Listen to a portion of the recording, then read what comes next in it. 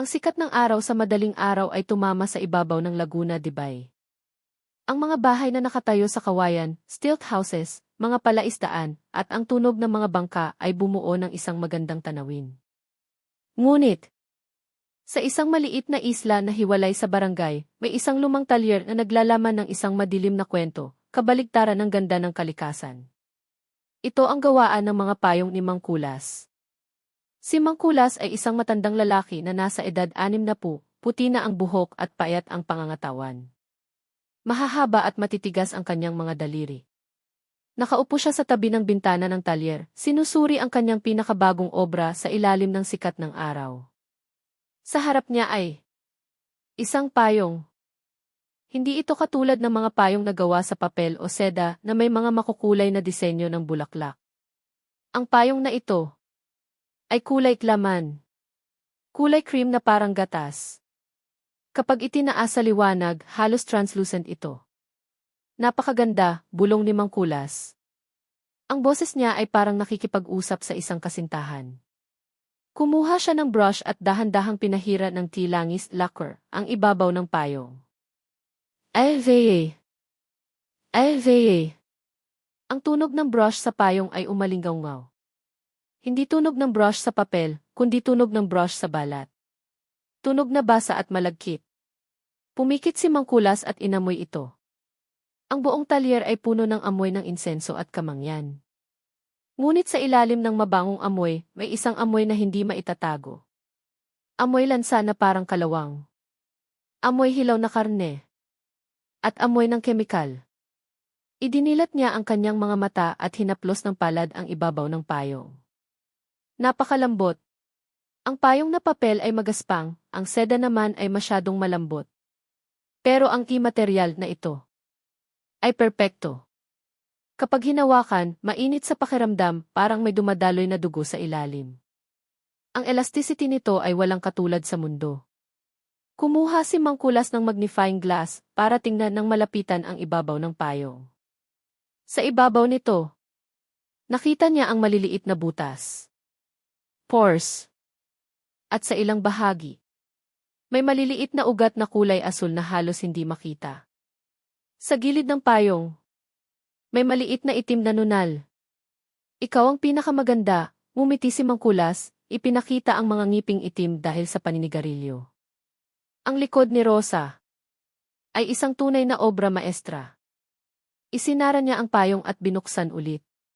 Plap! Plap! Bawat bukas ng payong, ang balat ay banat na banat. Kapag itinutulak ng ribs ng payong ang balat, parang taong nag-iinat ng katawan. Matagal niyang ginawa ang payong na ito. Ang materialist ay mahirap hanapin. Lalo na ang materyales na makinis at walang peklat na gaya nito. Noong buhay pa siya, napakalakas niyang sumigaw. Pero ngayong naging payong na siya, napakatahimik niya. Minsan lang, kapag umiihip ang hangin at nanginginig ang payong, parang may naririnig na mahinang iyak. Tok! Tok! Katok sa pinto. Namutla si Mang Kulas. Mabilis niyang itinupi ang payong at tinakpan ng tela sa ilalim ng mesa. Sino yan? Tanong niya sa matigas na boses. Ako po. Mang Kulas. Boses mula sa labas. Si Dante. Dala ko na po ang hasaan na in-order niyo. Nakahinga ng maluwag si Mang Kulas. Hasaan. Tama. Kailangan niya ng bagong hasaan. Kagabi habang kinagtatrabaho, ang skinning knife niya ay parang mapurol na. Para sa susunod na bisita, dapat matalas ang kutsilyo. Kung hindi, mapupunit ang balat, hindi maganda. Lumakad si Mang Kulas para buksan ang pinto. Pinunasan niya ang kamay sa kanyang puruntong na shorts. May kaunting langis sa kamay niya. Hindi langis ng payong kundi taba na galing sa tao. Sa bayan ng Binangonan, Rizal, masaya ang kapaligiran dahil sa fiesta. Ang mga fluvial parade at palaro ay nagpasigla sa lugar. Sa gitna ng karamihan, may isang dalaga na angat sa lahat, si Rosa. Si Rosa ay isang napakagandang dalaga na kakanalo lang bilang pirena ng Santa Cruzan sa kanilang lugar. Suot niya ang isang Filipiniana na nagpapakita ng kanyang makinis at maputing balat. Lalo na ang kanyang likod, kapag nakasuot ng backless na gown, ito ay maputi at makinis na parang marmol, walang kahit anong galos. Kuya Dante, maganda ba ang kuha? Tanong ni Rosa habang nakangiti. Ang may hawak ng kamera ay si Dante, ang kanyang nobyo. Isa siyang pulis sa barangay, pero nag-leave siya ngayon para maging photographer ni Rosa. Napakaganda, mahal. Kahit anong anggulo, maganda ka, ngiti ni Dante. Pero nasaan na yung espesyal na payong na sinasabi mo? Kailangan mo yon sa pictorial, di ba? Lumiwanag ang mukha ni Rosa. Nagpagawa ako kay Mang Kulas. Sabi niya. Gagawan niya ako ng payong na bagay sa balat ko, yung tumatagos ang liwanag. Mamayang hapon ko kukunin. Kaya mo ba mag-isa? Samahan na kita. Ayos lang, kuya. Kailangan mong bumalik sa presinto, di ba? Ang talyer ni Mang Kulas ay nasa kabilang isla lang naman, sa may mga bakawan. Mabilis lang ako, babalik din agad. Ang mga salitang iyon. Sino ang mag-aakala na iyon na ang huling maririnig ni Dante mula kay Rosa? Nakasabunot si Dante sa sariling buhok habang nakaupo. Pula ang mga mata niya. 3 araw na. 3 araw nang nawawala si Rosa. Hindi matawagan ang cellphone. Hindi umuwi. Dahil fiesta, magulo ang tao at maraming report ng missing person, pero alam ni Dante na responsable si Rosa. Hindi siya mawawala ng walang paalam. Dante. May balita na. Pumasok ang hepe na may hawak na papel. Nahanap na namin ang bangka ni Rosa. Napabalikwas si Dante. Saan? Saan? Sa kanlurang bahagi ng Laguna, Dibay. Sa gitna ng mga water lily. Walang tao sa bangka. Pero humina ang boses ng hepe. Sa loob ng bangka. May naiwang panyo at ang hair clip na bulaklak na laging suot ni Rosa. Bumagsak ang mundo ni Dante. Ibig sabihin, nahulog siya sa tubig. Hindi siguro, umiling ang hepe. Maayos na nakatali ang bangka. At may nakitang kakaiba sa bangka. Mga namuong puting taba. Parang kandila o taba ng hayop. Sinusuri na ng soko. Nagitngit ang ngipin ni Dante. Bumalik sa isip niya ang sinabi ni Rosa. Nagpagawa ako kay Mang Kulas. Mang Kulas, bulong ni Dante. Yung matandang gumagawa ng payong. Tanong ng hepe. Sikat yon ah. Kahit mga turist, bumibili sa kanya. Anong kinalaman niya? Bago nawala si Rosa, ang huling pinuntahan niya ay ang talyer na yon. Isinukbit ni Dante ang baril sa baywang. Pupuntahan ko siya ngayon din. Teka lang Dante. Kung walang warrant o ebidensya. Hindi na nakinig si Dante. Tumakbo siya palabas ng presinto. Mang Kulas. Minsan nang nakausap ni Dante ang matandang iyon. Kakaiba ang tingin ng matanda. Kapag tumitingin sa mga babae, parang hinuhubaran sila gamit ang mata. At ang masangsang na amoy na laging nanggagaling sa talyer niya. Sabi ng mga taga roon, amoy ng varnish. Pero matagal nang naghihinala si Dante. Dumating si Dante sa pantalan. Padilim na ang langit. Ang hamog sa lawa ay parang mga kamay ng multo na gumagapang. Rosa. Sana ligtas ka. Hindi niya alam. Sa mga oras na ito, si Rosa ay hindi na mukhang tao. Siya ay naging bahagi na ng kiimbakan ng materyales ni Mang Kulas. Pinatay ni Dante ang makina ng bangka. Itinali niya ito sa kawayan. Ang talyer ni Mang Kulas ay isang mataas na bahay sa gitna ng tubig na nakahiwalay sa iba. Sa ilalim ng bahay, makapal ang water lily at maitim ang tubig. Hindi malinaw gaya ng ibang parte ng lawa. Parang may mali. Umakyat si Dante sa hagdang kawayan. Creak. Kriik, tumutunog ang lumang hagdan. Pagdating sa pinto, isang amoy ang sumalubong kay Dante. Amoy ng insenso at kamangyan.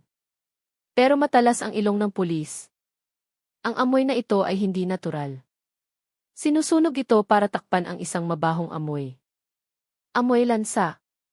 Parang patay na daga o nabubulok na karne. Mang Kulas? Tao po. Sigaw ni Dante. Nandito ako. Pasok. Malamig na boses mula sa loob. Pumasok si Dante. Malawak at madilim ang talyer. Saan man tumingin, may mga makukulay na payong na nakabitin ng pabaligtad sa kisam. Kapag umiihip ang hangin, umuugoy ang mga ito parang malalaking paniki. Nakatayo si Mangkulas sa likod ng malaking mesa. Kitang-kita ni Dante nakatatakip lang niya ng tela sa isang bagay. Sir Dante pala. Anong atin? Ngumiti si Mangkulas. Ngiting hindi abot sa mata. Mangkulas. Nung nakaraang 3 araw, pumunta ba dito si Rosa? Tanong ni Dante ng diretsahan. Si Rosa, nag-isip kunwari si Mangkulas. Yung reyna ng Santa Cruzan. Pumunta. Nag-order siya ng payong. Tapos umuwi na. Bakit? Hindi siya nakauwi. Nahanap namin ang bangka niya sa mga bakawan malapit dito. Tinitigan ni Dante ang mata ni Mangkulas. Kawawa naman, umiling si Mangkulas. Malakas ang agos dito. Kung hindi marunong lumangoy, delikado. Naglibot ng tingin si Dante sa talyer. Ang mga kutsilyong nakasabit sa dingding. Hindi pangkaraniwang kutsilyo sa paggawa ng payong. Skinning knives. Mga kutsilyong panghiwa ng karne. Matalas at kumikinang. Lumapit si Dante sa isang mesa. May isang timba ng tea pandikit. At isang maliit na kutsilyo. Sa talim ng kutsilyo, may nakadikit na puting bagay. Akala ni Dante ay wax kaya hinawakan niya. Malagkit. Inamoy niya. Hindi wax. Amoy taba. Amoy lansa ng kaunti. Sa paggawa ng payong, bakit kailangan ng taba ng hayop? Yan. Taba ng baboy. Nasa likod na pala niya si Mangkulas. Bumulong malapit sa tenga niya. Napalingon si Dante. Nakatitig si Mangkulas. Hawak ang isang itak na pangbiyak ng kawayan. Kailangan ipahid ang taba sa ribs ng payong para dumulas, pinunasan ni Mangkulas ang itak gamit ang basahan. Masyado kang mapaghinala, Sir Dante. Pinunasan ni Dante ang kamay sa pantalon. Nandidiri siya. Ang taba na iyon ay hindi galing sa baboy. Parang galing sa tao. Pwede ba akong tumingin sa paligid? Tanong ni Dante. Sige lang. Tingin ka lang. Iminuwestra ni Mangkulas ang kamay. Pero wag kang papasok sa likod bahay. Doon ko pinapatuyo ang mga payong na may kemikal. Masangsang ang amoy. Nakakalason. Likod bahay. Doon ang gagaling ang amoy. Tumango si Dante. CJ. Dito lang ako titingin. Nang akmang aalis na si Dante. May nakita siya sa sahig na gawa sa kawayan. Isang maliit na bagay na naipit sa siwang. Kumikinang. Isang maliit na pearl bed. Katulad ng nasa gown ni Rosa. Hindi kumibo si Dante at lumabas. May mali dito. Nagsisinungaling si Mangkulas. At ang tilikod bahay na iyon. Nandoon ang sagot. Pinaandar ni Dante ang bangka. Nakatayo si Mangkulas sa bintana, nakatingin. Ang mga mata niya ay parang mata ng buwayang nag-aabang. Isa pa. Darating na, bulong ni Mangkulas. Makapal ang balat ng isang to. Baka mas magandang gawing hawakan ng payong. Mangkulas. Nandito na po ako. Pumasok si Rosa sa talyer. Nakangiti siya. Suot niya ang itim na damit at suot pa rin ang korona ng reyna. Lumabas si Mangkulas sa dilim. Ngayon, nakangiti siya ng maaliwalas. Halika. Hisha. Tapos na ang payong. Pero kulang pa ng kaunting sukat para matapos. Pasok ka sa loob. Sumunod si Rosa ng walang pag-aalinlangan. Binigyan siya ni Mangkulas ng kit sa herbal tea. Inumin mo, Hisha. Nakakapagod ang bayahe. Hindi makatanggi si Rosa. Uminom siya ng isang lagok. Mapait. Wala pang 5 minuto. Umikot ang mundo. Nang hina ang tuhod niya. Ang huling nakita niya ay ang nakangiting mukha ni Mangkulas at ang leather gloves sa kamay nito. Blob! Blob! Ang tunog ng bula ang gumising kay Rosa. Pero hindi niya maidilat ang mata. Mabigat ang talukap. Mainit ang katawan niya na parang nilalagnat. Ang balat niya ay parang sinusunog. Ah! Ah! Pinilit niyang dumilat. Ang nakita niya ay isang bangungot. Nasa loob siya ng isang malaking tapayan jar. Ang tapayan ay kasing taas ng tao. Nakababad ang katawan niya sa tubig hanggang lid. Ang tubig. Hindi ordinaryo. Kulay dilaw at amoy suka o asupre. Sinubukan niyang gumalaw. Hindi pwede. Ang mga kamay at paa niya ay nakadena-kadena sa ilalim ng tapayan. Gising na pala. Ang aking reyna. Nakadungaw si Mangkulas sa bibig ng tapayan. Nakamask siya at mahabang rubber gloves. Hawak niya ang isang malaking sandok na kahoy. Mangkulas. Anong ginagawa mo? Pakawalan mo ako. Sigaw ni Rosa. Paos ang boses niya. Ang gas ng kemikal ay nakakasunog ng lalamunan. Huwag kang malikot, diniinan ni Mangkulas ang balikat ni Rosa gamit ang sandok. Hindi ito matapang na asid. Huwag kang matakot. Ito ay pinaghalong tawas, asin at mga halamang gamot. Isa itong pambabad ng balat. Hinaplos niya ang pisngi ni Rosa gamit ang guwantes. Maganda ang balat mo. Pero, masyadong nakadikit sa laman. Kapag binalatan kita agad, baka masira. Kaya kailangan munang ibabad dito. Ilang oras pa. Ang balat mo ay hihiwalay sa laman ng kusa. Parang blister. Sa oras na iyon, madali ko na lang siyang mahihila. Ano? Halos mabaliw si Rosa. Gusto siyang balatan ng buhay. Tulong! Tulong! Sigaw niya. Pero sarado ang kwartong ito. Tumawa si Mangkulas. Sumigaw ka. Sumigaw ka ng malakas. Kapag natatakot ang tao at sumisigaw. Lumalaki ang blood vessels at nagiging mas pink at maganda ang balat. Yun ang kulay na gusto ko. Nagbuhos siya ng pulbo sa tapayan. Lalong bumula ang tubig. Ang buong balat ni Rosa ay parang tinutusok ng milyong-milyong langgam. Ang outer layer ng balat niya ay nagsisimula ng matunaw. Wala na siyang damit. Kinain na ng asido. Ang natitira na lang ay ang kanyang mahinang katawan. Alam mo, Hija, umupo si Mangkulas sa tabi ng tapayan. Ang isang payong ay gumaganda lang. Kapag ang balat nito ay manipis at translucent. Ang balat mo kapag natuyo. Magniningning yan sa ilalim ng araw parang ruby. Umiyak si Rosa. Ang luha niya ay pumatak sa asido. Gusto na niyang mamatay pero hindi pwede. Kailangan niyang maghintay.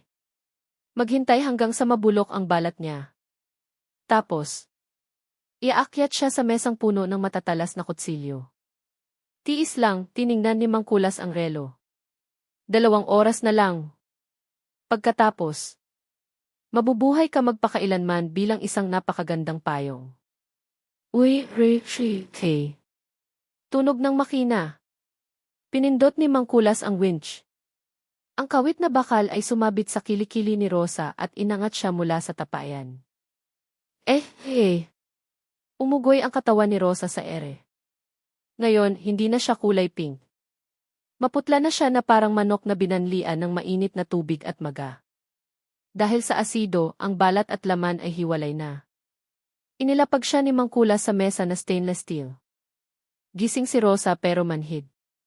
Masakit pero hindi siya makagalaw. Dilat na dilat ang mata niya, nakatingin sa ilaw. Umpisahan na natin. Nagsuot ng bagong guwantes si Mangkulas.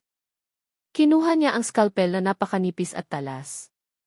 Inayos niya ang pwesto ni Rosa ng padapa. Gusto niya ang balat sa likod. Iyon ang pinakamalawak at pinakamakinis. Unang hiwa. Gumuhit si Mangkulas ng linya mula sa batok pababa sa gulugod. Walang dugo. Dahil magaang balat, bumuka ito agad. Nakita ang dilaw na taba sa ilalim. Ah! Ungol mula sa lalamunan ni Rosa. Gusto niyang sumigaw pero paos na siya. Sunog na ang lalamunan. Tumulo ang luha niya sa mesa. Hindi pinansin ni Mangkulas. Kumanta pa siya. Leron, Leron Sinta. Buko ng papaya. Ibinaba niya ang skalpel at kinuha ang spatula. Sinungkit niya ang gilid ng balat at isinuksok ang instrumento sa pagitan ng laman at balat.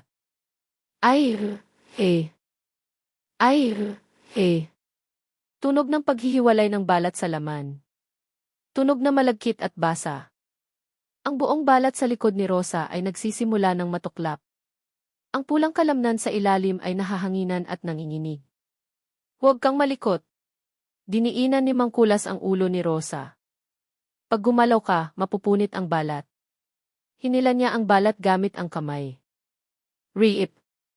Riip. Parang nagtatanggal ng scotch tape. Ang sakit na nararamdaman ni Rosa ay lagpas na sa kaya ng tao. Hindi na ito matanggap ng utak niya. Pakiramdam niya ay nanonood na lang siya mula sa labas. Yung pulang karne sa mesa, siya ba yun? Yung puting tela sa kamay ng matanda, balat ba niya yun? 10 minuto ang lumipas. Matagumpay na nabalatan ni Mangkulas ang likod, balikat, at bewang ni Rosa ng buo. Itinaas niya ang balat sa ilaw. Napakaganda. Translucent, kulay perlas. Ang maliliit na ugat ay parang mapa. Sa mesa, buhay pa si Rosa. Pero hindi na siya mukhang tao. Mukha siyang karne ng baka sa palengke. Ang buong likod niya ay nagdurugo ng bahagya, mapula at hilaw. Humihinga pa siya. Nanginginig ang balikat. Inilagay ni Mangkulas ang balat sa icebox. Humarap siya kay Rosa. Salamat, Hija. Ang ganda mo ay kumpleto na ngayon. Kumuha siya ng sako ng asin. Pagkabalat, kailangang asinan para hindi mabulok. Pero hindi pa siya patay. Wah! Nang ibuhos ni Mangkulas ang asin sa hilaw na likod ni Rosa. Ang sigaw niya ay hindi na boses ng tao. Boses na ito ng kaluluwang nasa impyerno. Tahimik na bumalik si Dante sa talyer ni Mangkulas. Sa pagkakataong ito, hindi siya nakauniporme. Nakaitim siya at may baril sa baywang. Ang instinct niya ay sumisigaw na may masamang nangyari. Yung kitabak na iyon. At ang bed sa sahig. Sigurado siyang pumunta si Rosa dito. Pero nasaan siya? Itinago ni Dante ang bangka sa ilalim ng mga poste ng bahay. Umakyat siya sa poste parang unggoy. Bukas ang bintana. Dahan-dahang pumasok si Dante.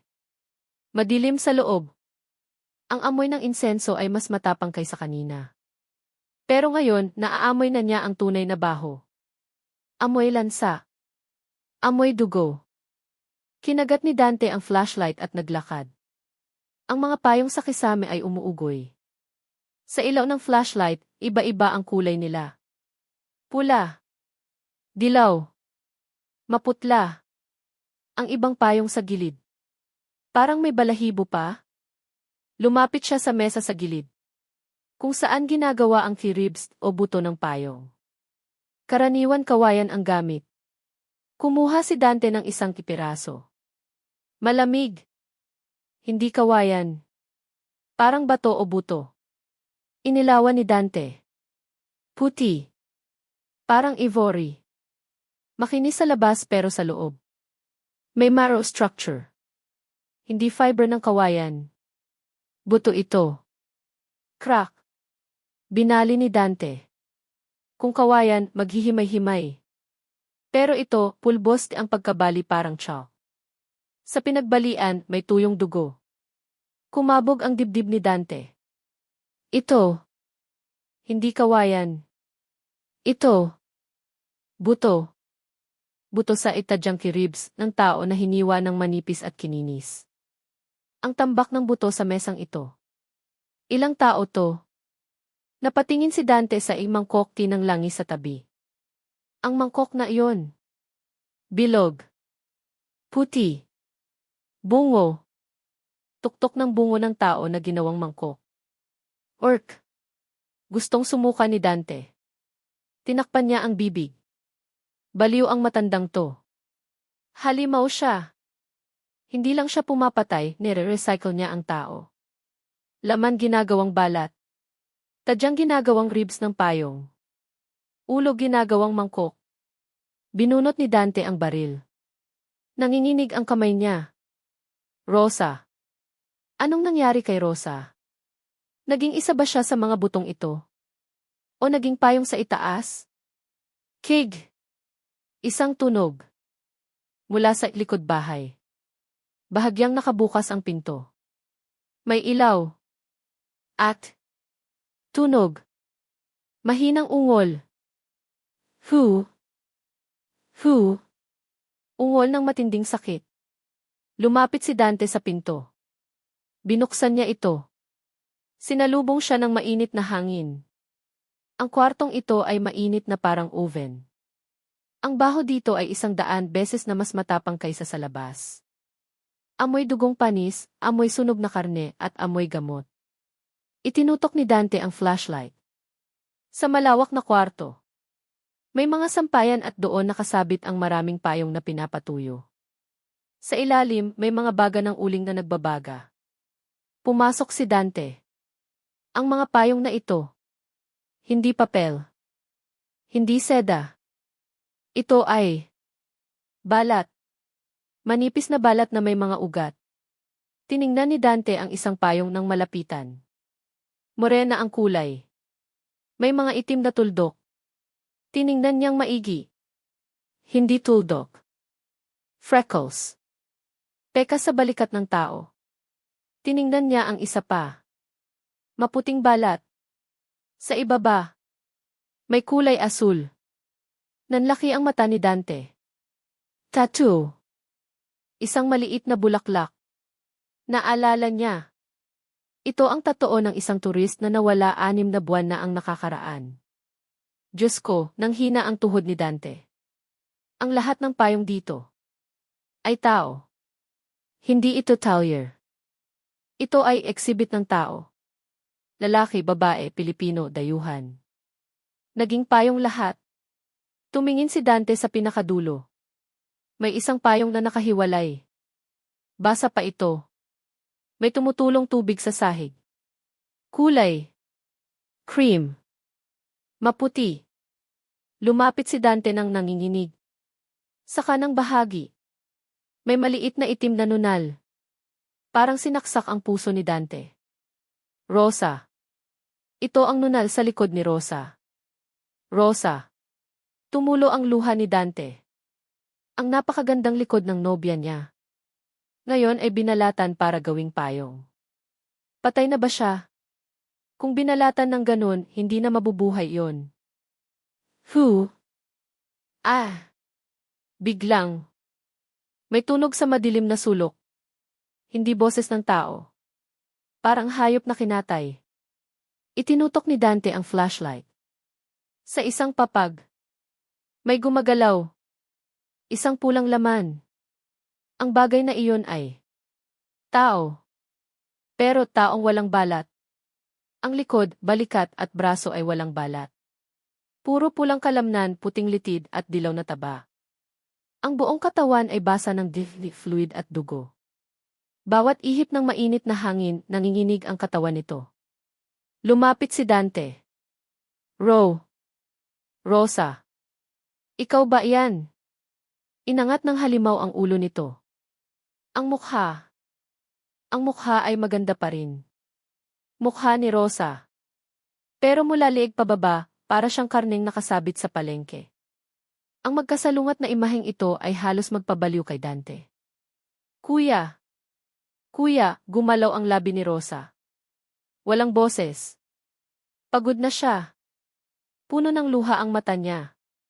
Hindi humihingi ng tulong. Ang sinasabi ng mata niya ay, patayin mo na ako. Patayin mo na ako. Gusto siyang yakapin ni Dante. Pero, saan niya yakapin? Walang pwedeng hawakan. Masasaktan siya pag hinawakan.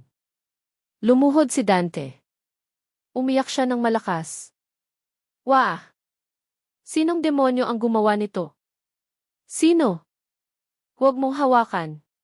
Boses mula sa dilim. Madumi ang kamay mo.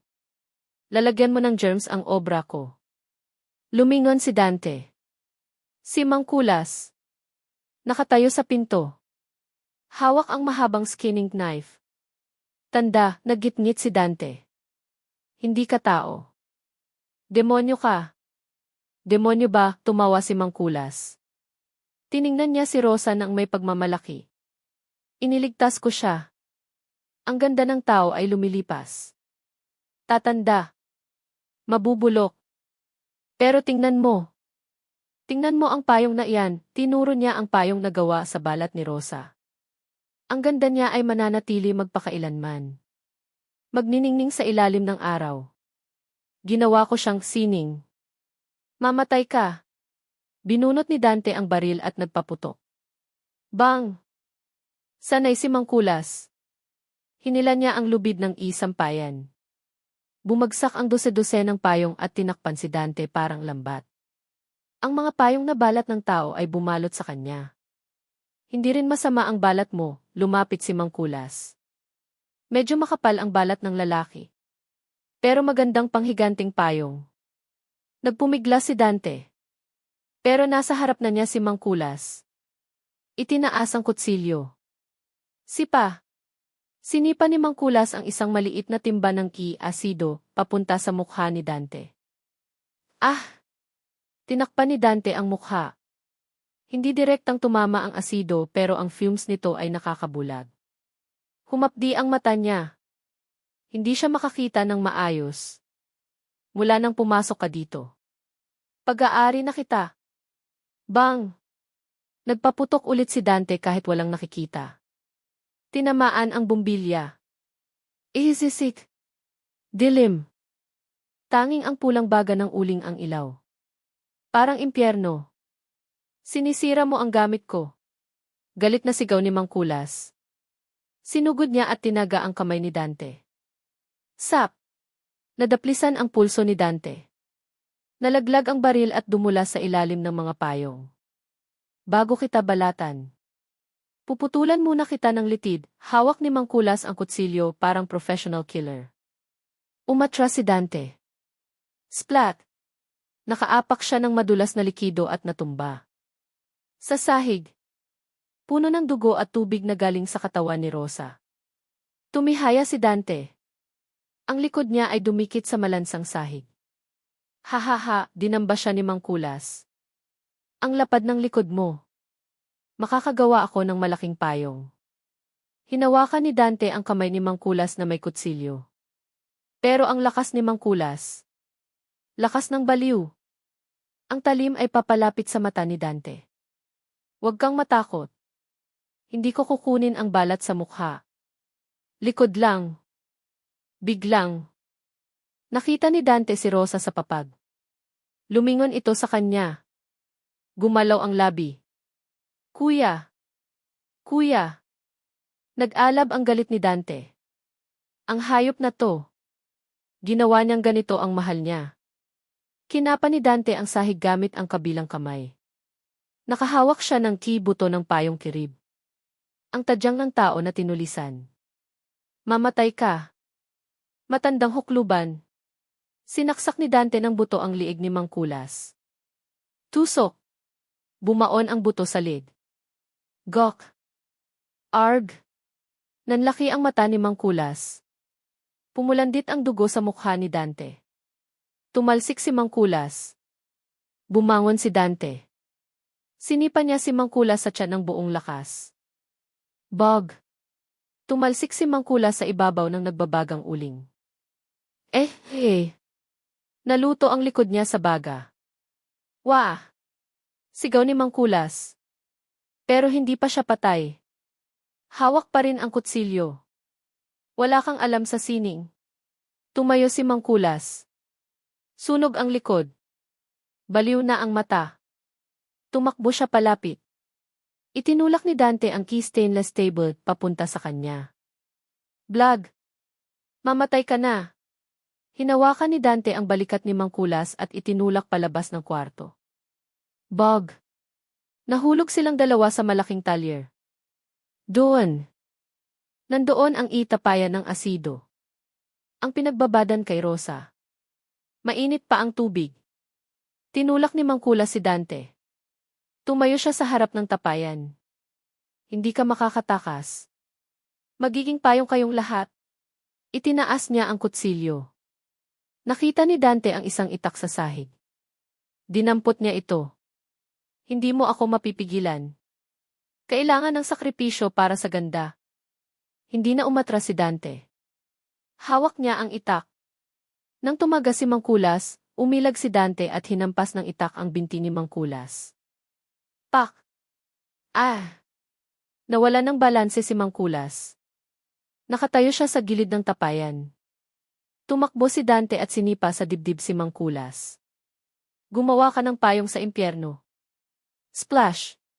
Nahulog si Mangkulas sa tapayan ng asido ng patihaya. Tumalsik ang asido. Wah! Ang sigaw ni Mangkulas ay yumanig sa talyer. Sinubukan niyang kumapit para umakyat. Hinawakan niya ang bibig ng tapayan. Pero, natunaw agad ang balat sa kamay niya. Lumabas ang buto. Ang mukha niya. Ang balat sa mukha niya ay nagblister at natuklap. Ang balat na minahal niya. Ngayon ay iniiwan na siya. Glog. Glog. Lumubog ang ulo ni Mangkulas sa tubig. Namatay siya habang nalulusaw. Hush! Ang tilamsik ng baga mula sa kwarto na tinulak ni Dante kanina ay kumalat sa mga kemikal. Boom! Lumagablab ang apoy ng mabilis. Kahoy, langis, kemikal. Mabilis kumalat ang sunog. Tumakbo si Dante pabalik sa drying room. Rosa. Nasa papag pa rin si Rosa. Makapal na ang usok. Lumapit si Dante. Hindi niya alam kung paano siya bubuhatin. Walang balat si Rosa. Pero pumikit si Dante. Hinubad niya ang damit niya at ibinalot kay Rosa. Tara. Alis na tayo. Binuhat niya si Rosa. Ungol ni Rosa. Kahit tela ay masakit sa kanya. Ang kamay ni Dante ay puno ng dugo at likido. Madulas. Nagitngit ang ngipin ni Dante at tumakbo palabas ng apoy. Binuhat ni Dante si Rosa pababa ng hagdan, isinakay sa bangka at mabilis na pinaandar. Boom! Blag! Pagkalayo nila ng kaunti. Sumabog ang talyer ni Mangkulas. Sumabog ang mga tangke ng kemikal. Lumipad ang bolang apoy sa langit. Ang Laguna de Bay ay nagliwanag parang tanghali.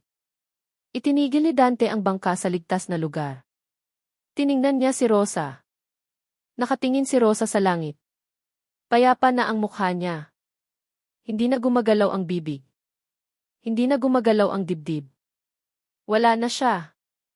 Tapos na ang paghihirap. Rosa. Patawarin mo ako. Niyakap siya ni Dante at humagulgol. Sa sandaling iyon. Mula sa nasusunog na talyer. Inilipad ng mainit na hangin ang ilang bagay sa langit. Mga payong. Ang mga payong na balat ng tao na nasusunog ay lumipad parang mga parol. Sa gitna nila, may isang payong na lumipad ng pinakamataas. Ang payong na hindi nasunog. Kulay cream. Ang payong na gawa sa balat ni Rosa. Lumipad ito sa usok. Kuminang sa ilalim ng buwan. Ang huling obra maestra ng madugong gabi. Malamig ang hangin sa Laguna de Bay. Pero ngayong gabi, ang buong lawa ay amoy dugo.